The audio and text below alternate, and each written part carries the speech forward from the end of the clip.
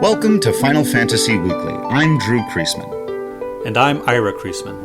And on this episode, we'll be discussing the plot, themes, and characters of Final Fantasy IV, released in 1991 on the Super Nintendo, and then again on the PlayStation in the compilation of Final Fantasy Chronicles in 2001. It would then again later be re-released in a totally 3D remake for the Nintendo DS in 2007. It was written and produced by Hironobu Sakaguchi, with art by Yoshitaka Amano, and music by Nobuo Uematsu. There is one additional notable member of the team here. Takashi Tokita is credited as being the lead designer and a writer in the game, according to his Wikipedia page. For the first 3 Final Fantasy games, he worked on graphic design, testing, and sound effects, respectively, before becoming lead designer on Final Fantasy IV in 1991. Tokita wanted to make a career as a theater actor, but working on Final Fantasy IV made him decide to become a great creator, in quotes, of video games. He was one of only 14 people working on this game. He would go on to direct Chrono Trigger and Parasite Eve. So, pretty solid resume for Mr. Tokita.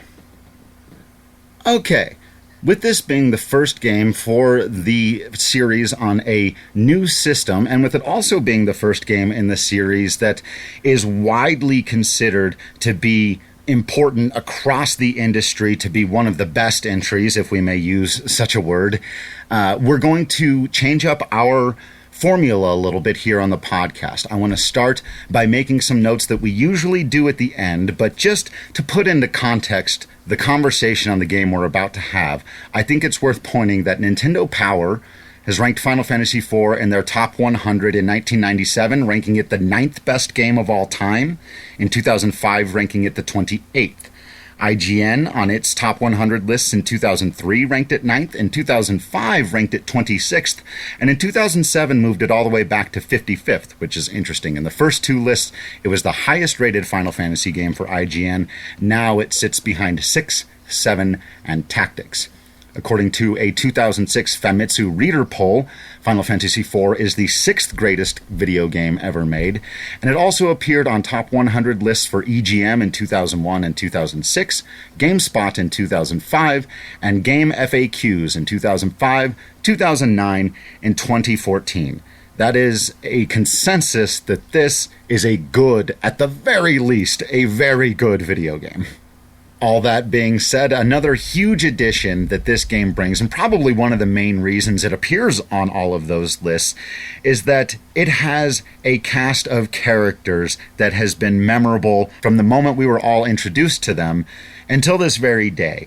And, you know, we say at the beginning of each one when we start on a new game, we'll be talking about the plot, themes, and characters. But this is the first time that third thing is really going to be true. We're going to get deep into these characters. And so each time we're introduced to a new main character, we're going to take a minute to study them a little bit, which we haven't been doing in previous iterations because it probably wasn't really worth the time. So that'll be a little bit different, and I think add a new element that we haven't really had so far to the podcast, which is doing character studies.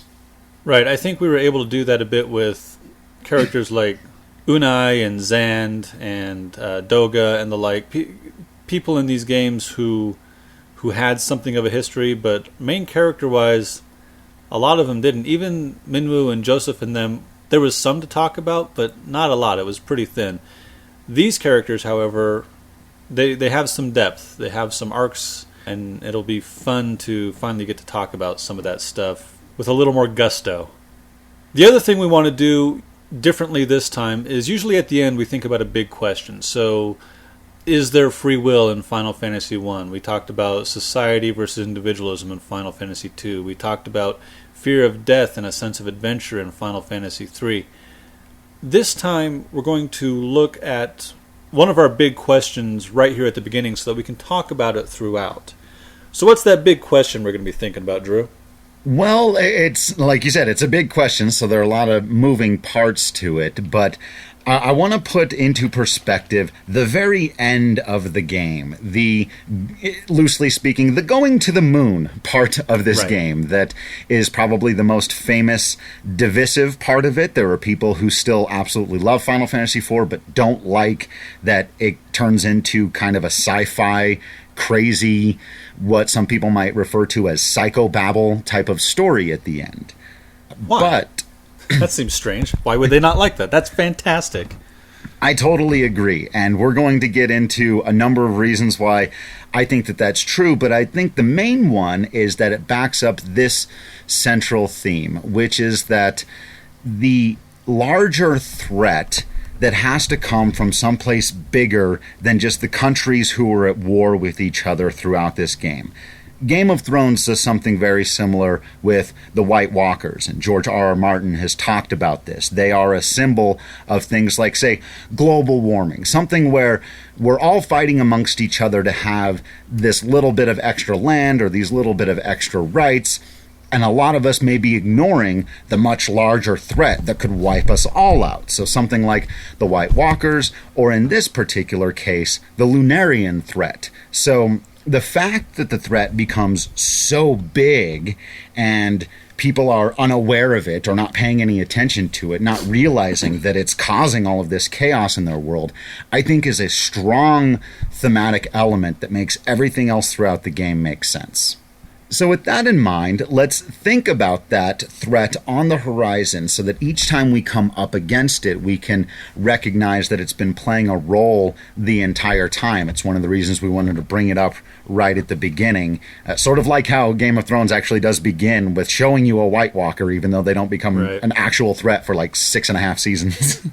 It's also worth remembering that the other Final Fantasies did, as we've already talked about, foreshadow the threat that would seem to come, if not out of nowhere, that suddenly showed up as we approached the end. So Garland was always chaos, and he was at the Temple of Chaos. And the Cloud of Darkness was always coming, and that came from the prophecy of the Golgons. Right. So in the same way, there is some foreshadowing in Final Fantasy IV. If nothing else, the two moons are there the whole time. You're always looking at those two moons, especially in the DS version. Exactly right. I mean, they give you the two moons right up front, so that just goes to show you're looking at the threat. Whether you realize it or not, you're looking at it, which I think is pretty phenomenal storytelling, quite frankly. It's this incredible aesthetic that immediately puts you into a new world and a new time, much like what it's paying homage to in Star Wars Episode 4.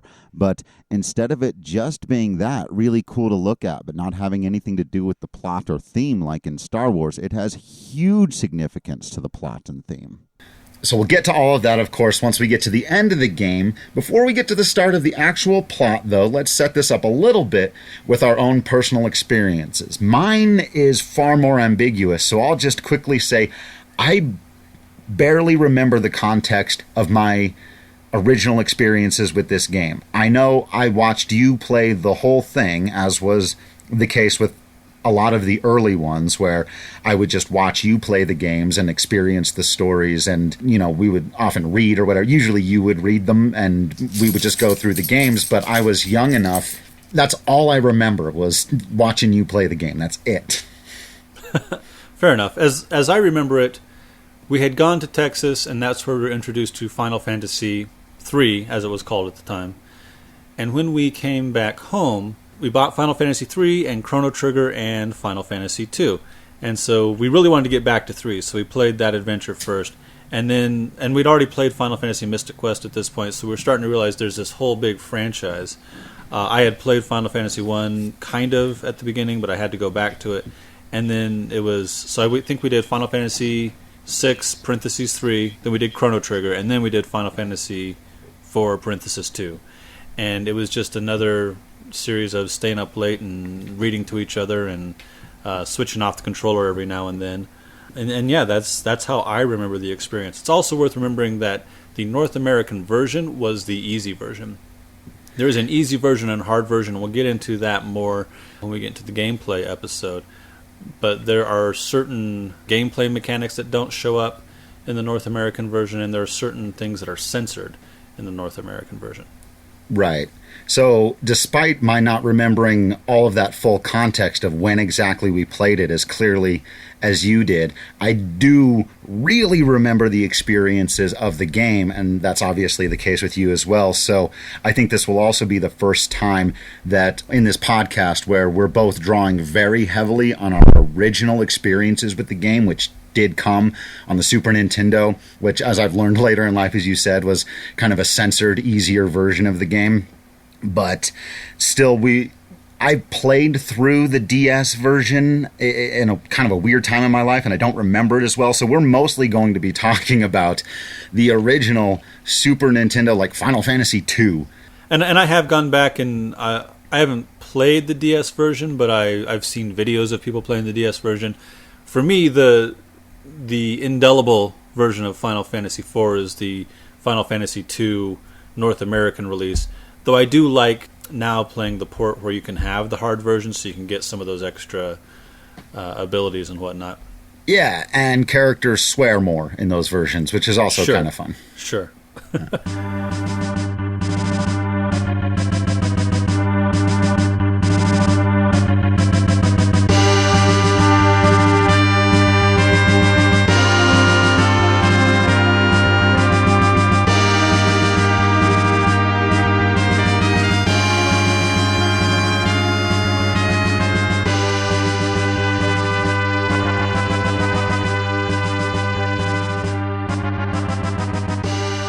So Final Fantasy IV starts with Lord Commander Cecil Harvey leading his Red Wings back to the Kingdom of Baron. They've just been on a mission. Immediately we get that Cecil and his crew are not happy with what they've done at the behest of the king. And then we're treated to these flashbacks and we see the Dark Knight Cecil leading the Red Wings into a temple in the town of Mysidia. And the mages of Mysidia are defending their crystal, the crystal of water. And they're demanding an explanation for why Cecil is there. And Cecil says that the King of Baron has decided that you Mysidians know too much about the secrets of the crystal and we're taking it from you. Which seems to me like a pretty flimsy excuse. And then it was never clear to me in the Super Nintendo version whether or not they killed those mages. I don't think they did. I think they just beat them down. And then they take the crystal and go. So yeah, as we're getting all of this, I want to note a couple of things that we're immediately introduced to here. The first being a fleet of airships, the Red Wings, which come with their own super awesome theme, which we'll of course talk about in the music episode, but it sets the stage for a completely different aesthetic from the first three games that we've seen. A fleet of airships is not something we've seen before. It tells us that there's something extra going on with the technology in this world. This would come to be an important plot point throughout the existence of multiple airships and the Air Force of Baron. So that's something we get right away. The theme, as I mentioned, underlying that our main character behind this memory that Ira just described, he's got kind of a Darth Vader-like theme playing underneath him because Cecil, a very different character than what we've seen as our leads before, fits, as we've talked about before, the Dark Knight trope, which is a twist on the basic fantasy formula, having that kind of character at the helm of your story, so to speak. Nice. And the other thing is just inside of all of that, immediate internal conflict. This game would become known, whether enough people would play it or not that it would impact the industry well enough, it would become known as one of the very first great stories inside of a video game. And I think one of the reasons why is that it has such successful internal character conflict, and you see it in the very first scene with the main character. So pretty powerful way to open in a cinematic style we'd never seen in games before, with a type of character we'd never really seen in a story type of game before, setting some new standards right out of the gate. And we see that conflict throughout the game. He is constantly, right here from the beginning to the next mission that we'll talk about in a minute, to everything he does, he's questioning why he took up the Dark Sword, why he became a Dark Knight. And then later, when we get into his big status quo shift, when he becomes the Paladin, he is giving up the dark to champion the light, but there's still some of that darkness in him, which is further emphasized in the Dissidia games, where Cecil gets to switch back and forth between the Paladin and the Dark Knight. So he represents the holistic nature of yin and yang, as opposed to just one side or the other, as opposed to just good or evil. He gets to represent both light and dark. He is a character who is extraordinarily protective of his friends, so when we get some character deaths later on, that affects him strongly. And he's got a bit of a chauvinistic streak to his protectiveness. His childhood friend Rosa, he is protective of and does not want her getting in the conflict. And later when we meet Rydia, he wants to protect her and tries to get her to not get involved in the conflict. So there are two scenes late in the game that highlight these really well, so I'm going to jump forward really quick. There's one where right before the final conflict, Cecil tries to send Rosa and Rydia away, and I was appalled playing back through it. As a kid, I didn't remember that as well. Playing back through it, I was like, dude, how dare you? Honestly. And it shows that he's still got growth. He's still got ways that he can grow. He hasn't learned all the lessons. He's not the perfect good guy, to be sure. Right.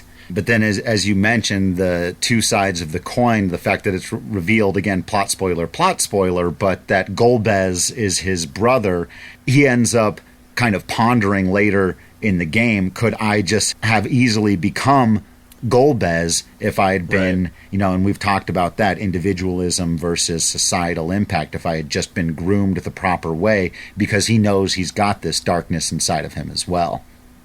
So our Red Wings land in Baron, and Lord Cecil Harvey takes the crystal of water to the king. He's greeted by a guy who appears to be an advisor or maybe an officer, Baigan, B-A-I-G-A-N, led into the throne room, where first he tells Cecil to wait outside, and he takes the crystal in and gives it to the king, and then the king invites him in. But before Cecil comes in, Baigan says to the king, Cecil's starting to question your authority. He wonders why we had to do this. And so that begins to prompt the next thing that happens. So Cecil comes in, they give the crystal over. You did a good job, Cecil. And then he questions the king. He says, the Mysidians didn't do anything to deserve this. They didn't fight back, which strikes me as odd. I wonder why the Mysidians didn't fight back. This is a town of mages. Maybe because they knew they'd lose? Or it's an Obi-Wan thing, strike me down and I shall become even more powerful than you can imagine. Well, the Mysidians do have, they've got a prophecy that we'll talk about more here in a bit. So anyway, he says, the Mysidians didn't fight back, they didn't do anything to deserve this, it's their crystal, why did we do this? And the king says, you dare question me, Cecil, after I took you in, after all I've done for you? Because Cecil also is an orphan. Here it's where it's revealed that he was raised by the king, right? Through a nice bit of exposition, through dialogue that isn't clunky. I like that. I'm a big fan of that. So the king strips Cecil of his rank as commander of the Red Wings. He needs to go to the Valley of Myst and rid it of the Myst dragon that lurks about there. Throughout the North American version, they call them the monsters over and over again. So the Myst dragon is a monster. But in the remakes, they call it the Eidolon of Myst, or Eidolon of Myst. So that's one of those language upgrades. As Cecil is objecting to his sudden demotion, Kain comes in and tries to talk the king down, and the king is just as furious with Kain about this and says, well, if you're so hot to help your buddy out, you can go with him. So they're kicked out of the throne room. Kain says, I'm not going to let you do this alone. You're my friend. I'm going to help you out. I'll take care of everything. You've just been on a mission. You go to bed. We're introduced to two more characters as Cecil walks through the castle to go to his tower room. First, Rosa. Rosa also grew up in the castle. I don't think it's clearly said that she was an orphan, but we don't know who her parents are. Which kind of makes it seem like the King of Baron is collecting children and training them up as Final Fantasy classes. I think he is.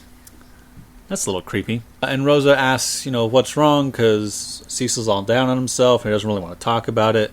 A few steps later, we run into Sid. Sid has created the airships for the Kingdom of Baron. He's happy Sid's back, he's happy Cecil's back. Sid is an older character. He's kind of a father figure. throughout Final Fantasy IV. He's very protective of Kain and Rosa and Cecil. And he's also very protective of his ships. He calls Cecil and his crew a bunch of louts who don't know how to handle an airship and this and that. And he's one of those big outspoken characters. He looks a lot to me like pirates in Castle in the Sky and in Porco Rosso. Sure. He's got that great big beard, great big orange kind of red beard. He's got the goggles that cover his eyes, which is a big steampunk thing. Big mouth. Yeah. Lots of teeth. Yeah. So then Cecil goes up to his tower room and he broods for a while. And this might be a good time to talk about these 3 other characters we've been introduced to and do a little bit of character study. So who do you want to start with? Cid, Rosa, or Kain? Let's talk about Cid. All right, Cid Polendina, Pollendina, Polendina, maybe? Not Mr. Cid, to be sure. No. So Cid, throughout this game, talks a lot about how he didn't want his airships to be used for war. And he's this big, outgoing character, big personality, big beard, big goggles, big wrench. He fights with a hammer. He's one of the few characters who can't cast spells. But he's he is the epitome in this game of technological advance. He knows about mechanics. He knows about explosives. He knows about aeronautics. He's also one of the older characters, in his mid-50s. Other than Tella and Fusoya, who we'll talk about later, he's the oldest character here. And he really does come across as... I called him a father figure earlier. And certainly he helped to raise Kain, Rosa, and Cid. But he's kind of like that crazy... Cecil, sorry. He's also kind of that crazy uncle type character. He's just got a really big personality, and he's kind of the comic relief. I've always really liked this version of Cid. Even though Final Fantasy VI was my first Cid, this Cid is a lot more rambunctious. He's a lot more mischievous. He's a lot more crusty. Whereas the Cid in Final Fantasy VI feels like he's kind of down on himself all the time because he knows what he's done, and I understand that. Well, and this Cid also becomes a member of your party. Right. Does at one point, as everyone in this game does, sacrifices himself for the team. So there's a there's a lot of sacrificing and almost deaths in this game. Right, but a lot of memorable moments and 6 Cid has some memorable moments to be sure, but he just plays a smaller role in the story, an important one, but a smaller one. And this is the start. We've had Cid before, as we talked about, but this is the start of his regular trope of playing a role in the technical advancements of the bad guys, even though he almost always ends up on the side of the good guys, except in 12, where he plays a part in the advancements of the bad guys and remains, and it's just a bad guy. Right, he goes slightly bonkers. Right. So we love this Cid. Let's talk about our second of 3 Dark Knight characters in this game. Sure. We've already talked a little bit about Cecil, but Kain, I think, is just as compelling, if not more compelling, than the main character in this game. And that's one of the things that we just have not seen in Final Fantasy before, and in a lot of other games before, that their casts of characters weren't that well thought out. Video games tend to be individual experiences, especially at the time. You're Mario, or you're Link, or you're Simon Belmont, or you are who you are. And in team-based games, the secondary characters tended to be just that, secondary. But here, Kain is given just as much time and development and intrigue and complexity and depth as Cecil is, and it's made clear right out of the gate. Like, even in his character design, we've seen Dragoons before, but this dude is clearly a badass. He is the Dragoon. That is his job title, the Dragoon, right? Right. Well, he's the commander of the Dragoons. I don't think in the original version you saw any other Dragoons, but in the DS version there's a couple other Dragoons hanging around Baron Castle. Yeah. It's at least implied that they exist, though. And just his character design is really cool with that dragon-themed helmet, and he's got the spear. He can jump in this game. The jump command first appears here. And yeah, he's the one. He's got a sense of humor. Yeah, and kind of a foul mouth in the DS version. Yeah, Cecil's very little, almost no sense of humor. Like you said, he went up to his room to brood. It's Kain who's like, "Dude, come on, buddy, I'll go with you. I know this sucks, but I'll be there by your side. And like that's just a character that I think people are naturally drawn to. The guy who's got his friends back. And it's funny because, of course, again, spoilers looking forward, the thing that Kain is probably most well known for is that he goes back and forth, ends up under mind control, antagonizes the party at several times, has a very difficult character arc throughout this game. Yeah. I feel bad for... In the same way that Leon in Final Fantasy II goes to the dark side, Kain suffers a similar fate. But Leon seems to have... We talked about this before. He seems to have gone of his own volition. Kain gets his brain messed with a lot. Right.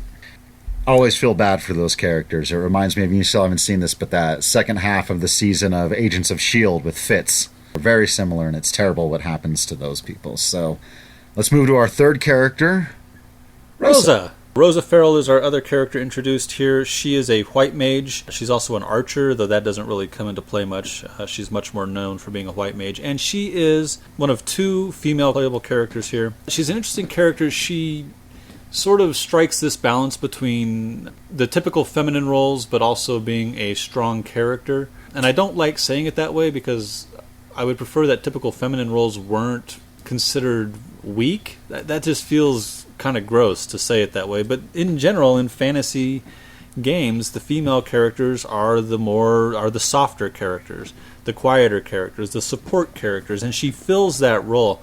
And I think throughout Final Fantasy IV, there's a sort of comment on feminism or femininity and which characters exhibit the most strength. And Rosa, for all her stereotypical femininity, shows a lot of strength. She's the one who, and I'm going to go ahead with the plot a little bit here again, is when Cecil goes up to his room to brood, she's the one who comes in the tower and says, "You're not weak. You did stand up to the king. You're going to go take on this other mission, and it's going to be dangerous, but you can handle it."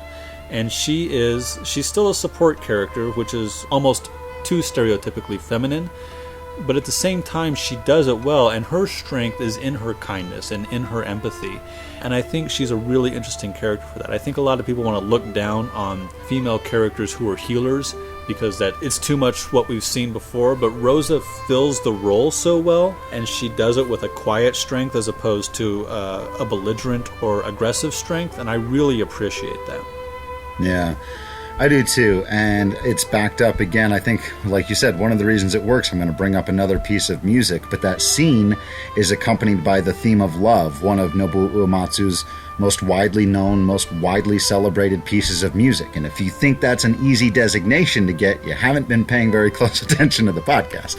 That's quite an achievement for a piece of music, and this scene is backed up by that, and I think that theme is, for her, exactly what you were just saying. It is both delicate, but strong and empowering and forward moving. And that's what Rosa represents to me. As much as she is quiet and reserved, that's okay. Sometimes so is my brother. But that doesn't mean that you aren't forward moving and necessary to the success of the people around you who might be a little more aggressive, like me. And that you can't achieve your own success inside of that. And so that, or outside of that even. And I think she does both of those things. So that's also kind of our final scene in what we've called before the cold open, where she says, "You've got to go do this thing." So it is Rosa's bit of inspiration that really kicks off the story proper. We are treated then to our splash page of text. "And so the Dark Knight Cecil was stripped of his command as the captain of the Red Wings. He and the Master Dragoon Kain head toward the Dark Valley for the village of Myst." And so on. And we get Castle of Baron in the background and the two moons very prominently in the sky there, almost Tatooine-esque, with Luke looking at the two suns of Tatooine. It's a similar sort of image. Homage, I believe. Homage. Purposeful. Yes, absolutely. And we get the Final Fantasy theme. As we did in the first game and the third game, and yeah, there it is. And it's very heroic. The music that plays there builds up to the Final Fantasy theme is like trumpets sounding, and Kain and Cecil are walking together out, through the halls of the castle and out to do their thing. Which is a bit ironic given what happens next. Yeah. So our heroes fight their way to the Valley of the Myst. They go through the Cave of Myst, and they are warned several times in the Cave of Myst to turn back, don't do this, and eventually, before they're going to come out of the cave and into the Valley of Myst, they are attacked by the Myst Dragon, or the Eidolon of Myst, depending on your translation. And they fight it, they win, they go into town, and they were given, depending on your translation, they were given a package, or a bomb ring, which is a bit overt, or a carnelian signet. So it's a ring or a package of some sort that when you enter the town of the summoners, opens, and a bunch of bomb monsters jump out and torch the town and kill everybody. And oh my god, we are the bad guys. We just committed genocide against the summoners. And it does not feel good. There's actually, before you can leave the cave, there's a, do you press forward or before you're going to fight the Myst Dragon, it's do you press forward or do you go back? So it actually gives you the option to basically not play the game, but then you don't get to play the game. So you have to click yes to fight the dragon, to kill the dragon, to go into the summoner's village and attempt to commit genocide on behalf of the King of Baron. And it feels so gross. Yeah.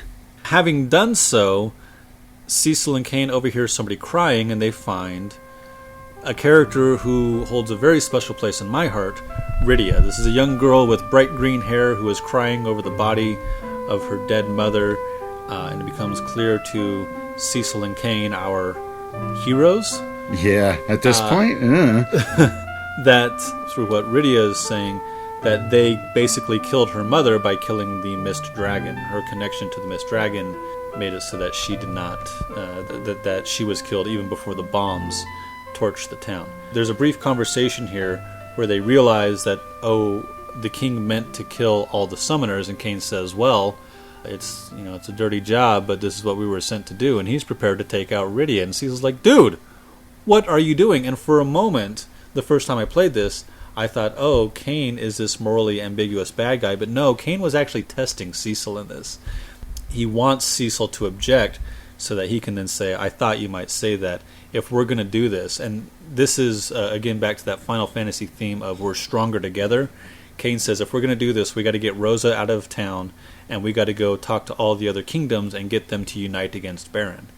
Yeah, I love this moment because it could have been a cheap moment of character conflict, or as you said, just a way to turn and have Kain be a bad guy or something like that. But it establishes early on that he has got his buddies back, that they are going to do this thing together, that he agrees with his moral objections to what's going on. And like you said, he was going to test him to make sure that he wasn't gone, that he wasn't too far down the path of the Dark Knight. And in that moment, they just decide to forsake everything they've stood for, that they've sworn to protect, that they've sworn their entire lives to be about. And they do it with the two of them. They decide they're going to go back and get their friend, and they decide they're going to take this girl with them. Right. And that's where things maybe don't work out so well, because Rydia's not having it. Yeah. Why these would guys she just go killed with her them? mother. Yeah, absolutely. Her mother just died at their hands, sort of, in an act of what seems to me to be instinctual spell casting. She summons Titan, the Archaean of kicking your ass. And there's this huge earthquake, and a rift opens, and when Cecil comes to, Kain is nowhere to be found, but Rydia's right here. So he can't go back the way he came because there's this big crevice in the way. So he takes Rydia to the nearest town, which is a town called Kaipo, Kaipo. Rydia wakes up, but she still doesn't want to have anything to do with Cecil. But in the night, some Baronian soldiers show up, and they're ready to take Rydia. But Cecil stands up to them. He fights them off, and Rydia decides she can trust him at that point. Yeah, he kills some soldiers that used to fight under his command, right there. In the morning, they find that Rosa has escaped Baron on her own and followed them and made it to the town of Kaipo, but then she came down with desert fever. And the only cure for desert fever is a sand pearl from the kingdom of Damsayan. As everyone knows. Common knowledge in this world.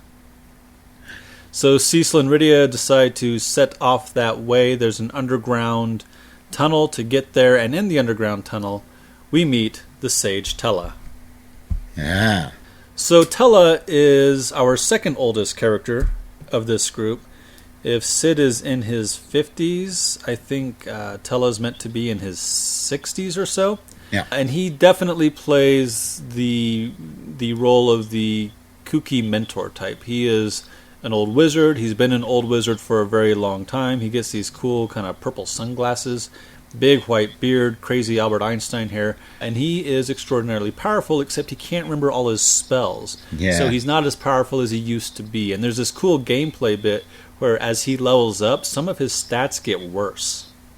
Yeah, he's an interesting character for a lot of reasons, including the gameplay stuff and, of course, his familial ties. Everything that he's doing is about his family, and so in that way, Tella is, I think, right at the heart of the central themes of this game. His whole thing is about protecting his family and being there, and that's where the whole Spoony Bard line comes from, which we'll get to in a minute. But yeah, even though, like you said, a kooky, he strikes that interesting balance because he's very strange and oftentimes is played for laughs, but is like the emotional core of the game.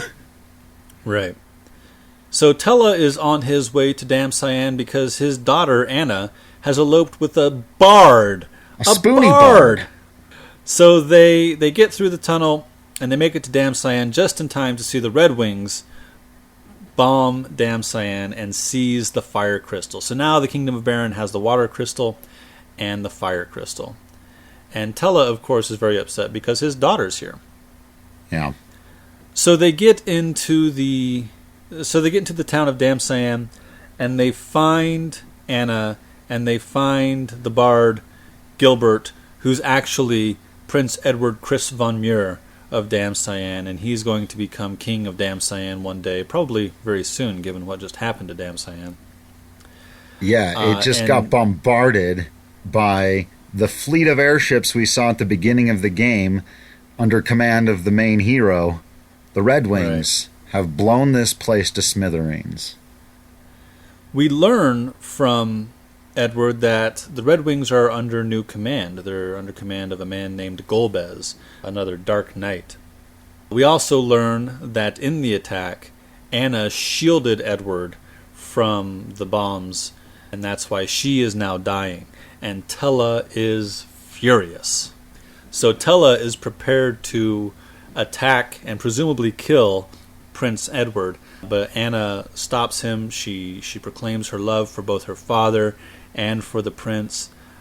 She asks that Tella forgive her for running away, for abandoning him, for being selfish, and he says, of course, that he comes to an understanding that her love isn't selfish, but rather that is an extension of him in a way, because he raised her, so he raised a loving person, and it's not Edward's fault that the Red Wings attacked. It is, of course, during that altercation between Tella and Edward that we get the famous Spoony Bard line. Tella, in a moment of extreme rage, says something that wasn't probably intended to make us all laugh. Not really a moment where they were going for laughter, but it's something that's become so well known about this game that they've kept it in further iterations. As we've said before, I think both of us really like that about it, though I will say, if I was trying to adapt this game and its story for another audience, I probably would I definitely would somewhere make sure somebody said the line of dialogue, "You Spoony Bard," but I probably wouldn't put it in this moment. What Tella was really going for in a moment of rage, I think in either a show or a film would be better served even with the line, "You son of a bitch."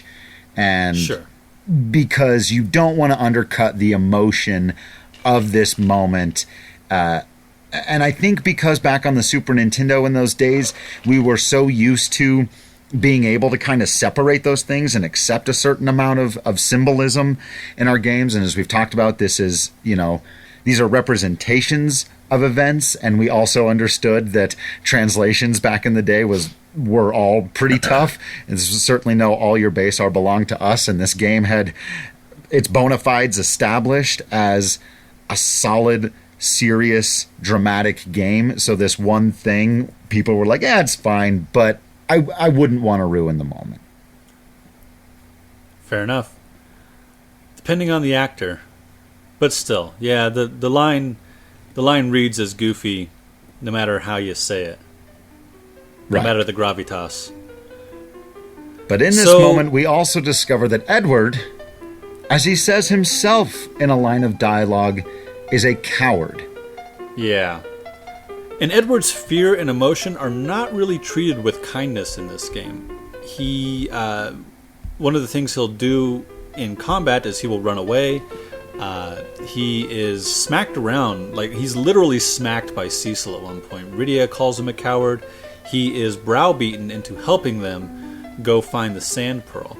So Tella, in a fit of rage, leaves trying to seek revenge against Golbez. So it's just Cecil, Rydia, and now Edward trying to go find the sand pearl to save Rosa. And yeah, Edward he's grief-stricken, he's afraid, and he's kind of badly treated here.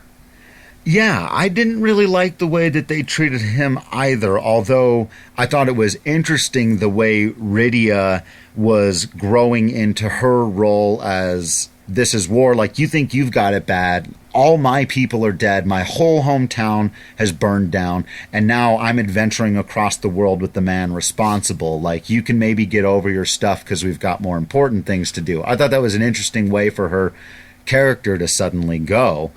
Sure. But though, in fairness, Edward's town is burned down and almost everybody he knows is dead too. Right. So, yeah. So she's handling it differently. Absolutely. Yeah. But it is an inversion of the thing you were talking about. In that moment, the typical roles, I guess we would see, of strength and weakness. So I'm not necessarily convinced she's being strong and he's being weak either. But they're at least inverted right there. And she's the one slapping him around saying, get your stuff together, we got to go. So Edward agrees, and he does start to find some courage and strength from his friends here. They will become his friends, but his compatriots. So they go to the Antlion's den where they can find the sand pearl. Now, if I could take a brief moment to divert here, an antlion is a real thing. Adult antlions basically look like dragonflies, but antlion larvae really do dig these pits and then aggressively eat whatever falls into the pit. So, and then it's also a monster in D&D, and I'm pretty sure the antlion in Final Fantasy is a direct representation of the D&D monster, because it's much bigger and it's got giant pinchers and stuff. But that is a real thing like this. So when they go to the pit and then it hides under the sand and they've got to not attack it while it hides under the sand, that's basically a real creature, just much, much smaller. Cool. So they get the pearl, they go back to Kaipo, they heal Rosa, and Rosa informs them that Baron is preparing to get the next crystal, the Crystal of Wind, from Fabul, which is a kingdom of monks. Despite Cecil's protests, Rosa joins the party, and they set out for Mount Hobbs. There's a nice moment here as they ascend Mount Hobbs where there's a big block of ice blocking the way. And Rydia can melt it because she's got black magic. She can cast fire and melt it, but she's afraid to because her city was just burned, so now she's got this fear of fire. And it's worth noting that Edward's encouragement of Rydia is much gentler than Rydia's encouragement of Edward. It's with Rosa and Edward they're able to convince her to go ahead and use her fire magic so that they can continue on their journey. Once they get across Mount Hobbs, they find a monk fighting off a bunch of monsters. And here we are introduced to Yang Feng Liden. He is another one of our characters who does not cast spells, but he gets the kick maneuver, which allows him to fly across the screen and attack everybody at once, and it's really, really cool. Yeah, it's remarkable how satisfying that little animation is. It's awesome. He's awesome. I love Yang, even though he probably gets some of the least amount of character development of any of these guys. His role is essentially badass monk dude with a little bit of wisdom who mostly just, does his job, and he kind of comes in without needing a whole lot of character development. He's far more centered than any of the rest of our cast of deeply conflicted people who have all kinds of issues going on. He's got his goals, for sure, but he's got his stuff together pretty much. He's a happily married man. He knows his place in his kingdom. He knows his place as a warrior and an adventurer. And yeah, he is definitely more of a mentor type. He knows what he's about, and he's ready to do it. And he just comes in with more confidence, and I think it's a nice breath of fresh air at that moment in the story that's been kind of beating you down. I think in a really good way, but at that moment when he comes out on the top of that mountain, just kicks all those goblins' asses, and you're just like, yeah, finally, a little bit of positivity. So Yang joins the group. They go to Fabul, and the king of Fabul is not immediately prepared to trust the group because Cecil's a Dark Knight, and he knows Cecil's attached to Baron, but Yang testifies, so to speak, on their behalf, and they believe that an attack by Baron is imminent. So they get their monks together to defend the castle, and our heroes end up in the crystal room, and that is when our old friend Kain reappears. And there's a fair amount of confusion at this point, because instead of our old friend Kain showing up to help us on our quest, he immediately attacks the group. His friend, his buddy. And we know it has already been established, as we saw with their encounter with Rydia, that Kain wasn't just going to flip on his buddy for power or riches. We know that. So there's a deep level of confusion here that is not resolved as Kain just attacks the party and pretty much makes quick work of them, makes them look silly, which adds to his badass credibility, by the way. Golbez also arrives during this fight. We get to see him for the first time. He's a tall guy, big, broad set of armor, awesome cape, full face helmet. Yeah, one of the things we talked about in the Empire versus Rebels podcast was about the lack of faces and the increasing mechanical nature of the Empire, and it's funny that with the three characters in the room at this point, all three Dark Knight characters, Cecil, Kain, and Golbez, that their sort of their designs reflect the progression of Dark Knight trope up to Golbez, whose face is completely obscured. So Golbez kidnaps Rosa and takes the crystal, and he and Kain decide to leave our heroes intact, and that leaves our heroes to decide what to do next. So they decide what they need to do is get to Baron to stop this nonsense and take the crystals back. They get on a ship, and they head that way. And once again, things go off the rails. There's this big storm, and their ship is attacked by a giant sea monster called Leviathan. We've talked about Leviathan before, right? Yeah, we've talked about Leviathan in the Summons episode. Leviathan tends to view humanity as weak and lesser, and this Leviathan is maybe a little more magnanimous than that, but not a lot, because Rydia goes overboard, and Leviathan swallows her. And then, in a moment of heroic nonsense, Yang jumps in the sea after her, as though he could save her from Leviathan. Doesn't go well. The ship is wrecked, and Cecil washes up on the shores of Mysidia alone. Now, if you'll recall, last time Cecil was in Mysidia, he did not treat these people well. And they are ready to let him know about it. They immediately attack him.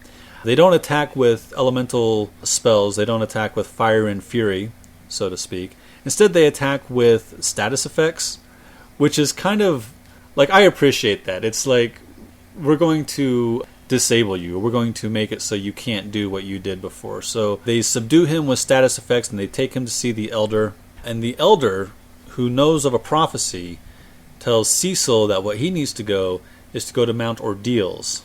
It's like the Moat of Impediments and the Castle of Inconvenience. Right. Because again, from Final Fantasy I. From Final Fantasy I.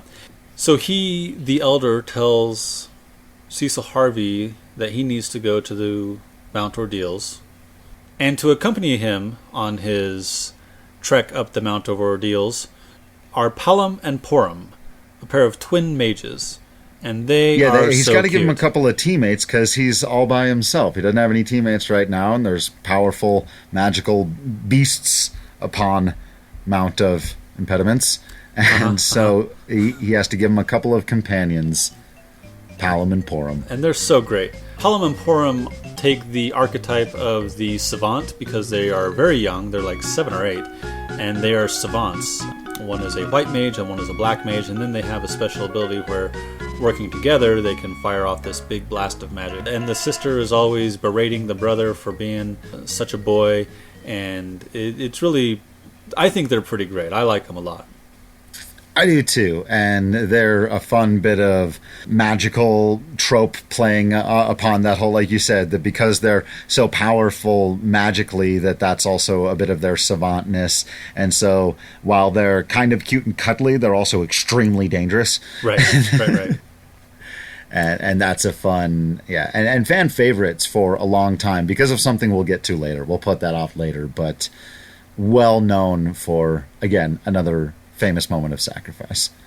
So our party continues up the mountain. They reunite with Tella, who is climbing the Mount of Ordeals because he's trying to regain his memory of all those spells he used to have. And in particular, he wants the power of Meteor because that is supposed to be the spell of spells. Or as it was translated originally, Meteo, because they didn't have enough Was there not enough space for that R. Okay, yeah. All right. But actually kind of like Meteo and how that sounds. Like, that's just kind of cool. It's kind of similar to the way Minwu was going to find the Ultima spell. Here, Tella is seeking the power of Meteor, which would show up again in other Final Fantasies, most notably 7. Yeah. So Golbez sends the Archfiend of Earth, Scarmiglione, to stop Cecil. And this is the first time we run into any elemental fiends since Final Fantasy I. The Archfiend of Earth is not terribly powerful in this first go-around. Hint, hint. So our 4 characters, 1 Dark Knight and 3 mages, are able to take him out. And then Cecil is called to the summit of Mount Ordeals by a mysterious voice. The mysterious voice claims that Cecil is his son. And you go into this big crystal room and there's a mirror at the far end, and Cecil the Dark Knight looks into the mirror and sees a reflection of himself. And the voice tells him that he can be more than a Dark Knight, that he can purge the darkness from him if he is willing, and Cecil is willing. So he transforms. He gets a status quo change. He gets an upgrade, if you will, from a Dark Knight into a Paladin. And then from the mirror, the reflection of the Dark Knight steps, and much as Darth Vader and Luke Skywalker were mirrors of each other, much as, perhaps spoiler, Kylo Ren and Rey are mirrors for each other, the Paladin Cecil has to fight the Dark Knight Cecil. And this is a fun gameplay mechanic also, in that as the Paladin, you're supposed to not attack. You learn that through various prompts throughout the fight. So by not attacking, by defending, Cecil is able to purge himself of the darkness and become a Paladin. At the same time, Tella is able to get his Meteor spell. I think this... Yeah, right. I think for people who, are really into the series and remember their experiences with it as much as we do, the scene in Myst where, like you said, it has an effect on you. It makes you feel gross. It makes you feel bad about your own actions in the game and what has just happened. And so, a very memorable scene. But I think this, when Cecil becomes a Paladin, is probably the first super famous moment, story-driven Final Fantasy thing that even people who aren't even necessarily into the series, they know Cecil becomes a Paladin. They had heard about this moment where the main character, who had looked one way the whole game, all of a sudden looks a different way, and his calling becomes something different. And video games didn't really do that at the time. Right. And so this is seen as one of the early examples that both this game and this series were on another level when it came to reaching their audience from a storytelling standpoint. That's it for this episode. Thanks for listening, and thank you to everyone who's reached out to us. Feel free to let us know what we missed, got wrong, or should have mentioned. You can follow us on Facebook and Twitter at FFWeeklyPod, or you can email us at FinalFantasyWeekly@gmail.com. Join us next time when we meet the dwarves, lose the crystals, and gain an edge.